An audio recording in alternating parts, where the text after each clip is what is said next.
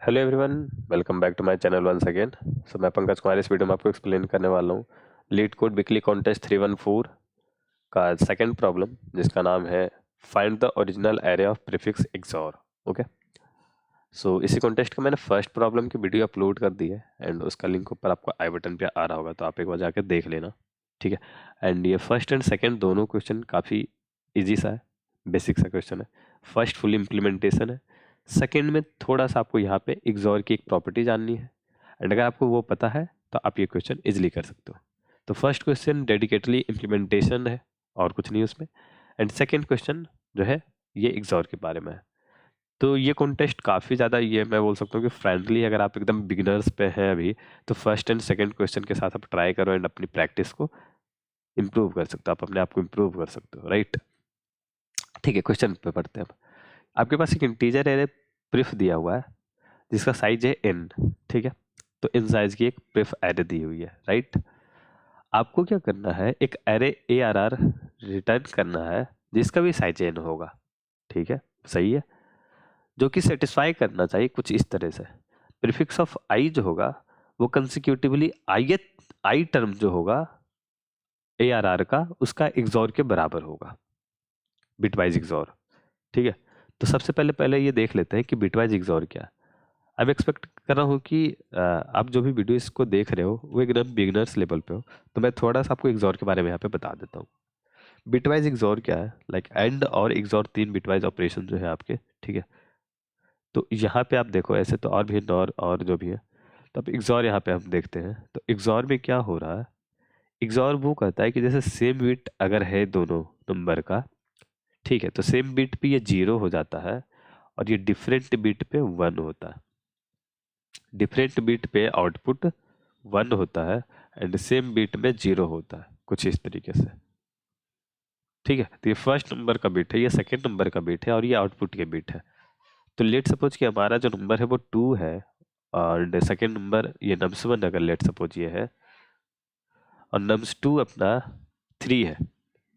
ठीक है, 3 है, तो यहाँ पे क्या होगा, डिफरेंट बिट के साथ आउटपुट जो होगा वो यहाँ पे 1 होगा और ये 0 होगा। मीन्स ये नंबर आपको जो मैं बोल रहा हूँ कि 2 और 3 है तो इसका आउटपुट 1 मिला, मीन्स 2 XOR 3 जो है वो 1 होगा।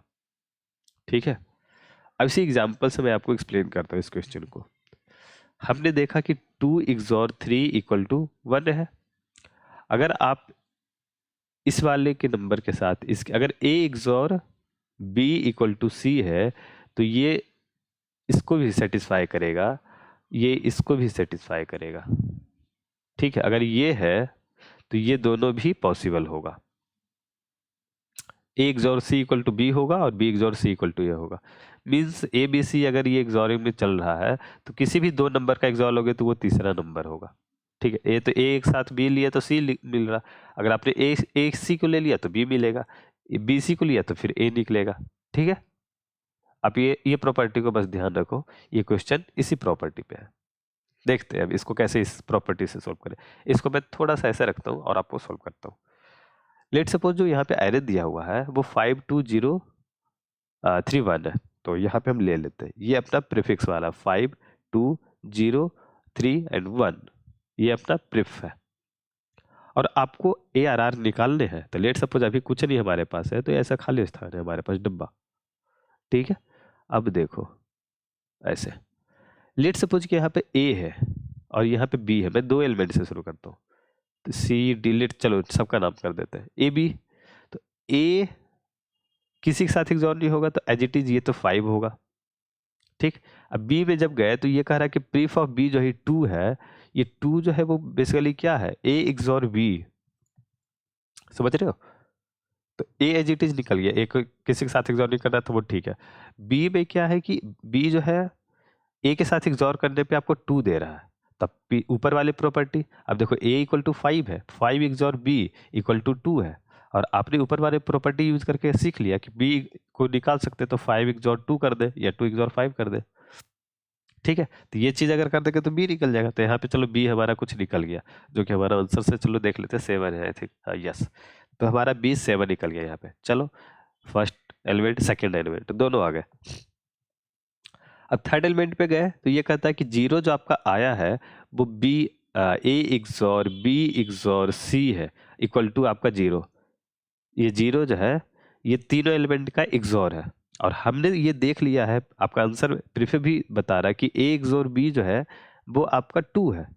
ये वही तो बोल रहा है कि ए इग्जॉर बी जो है वो 2 है, तो 2 इग्जॉर सी इक्वल टू 0। ठीक, तो अब वापस इसको फिर से ऊपर वाले प्रॉपर्टी यूज करो, सी इक्वल टू क्या होगा, 0 इग्जॉर 2, तो ये जो आपको आएगा 2 आएगा। तो चलो भाई 2 आ रहा, तो यहाँ पे देखो 2 है। ठीक, अब देखो सी निकल गया, तो यहाँ पे 2 हमने फिल कर दिया इसको।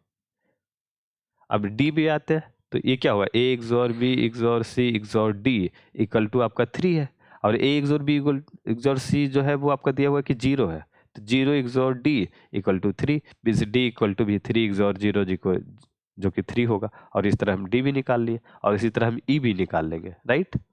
अब हमारे पास ये सब आ जाएगा ए बी सी डी, और यही आपको पूछ रहा है, सिंपल, और कुछ नहीं करना। अगर आपको ये प्रॉपर्टी पता है तो ये सिंपली आपको एक लूप में आपको इटरेट करना था, और कुछ नहीं।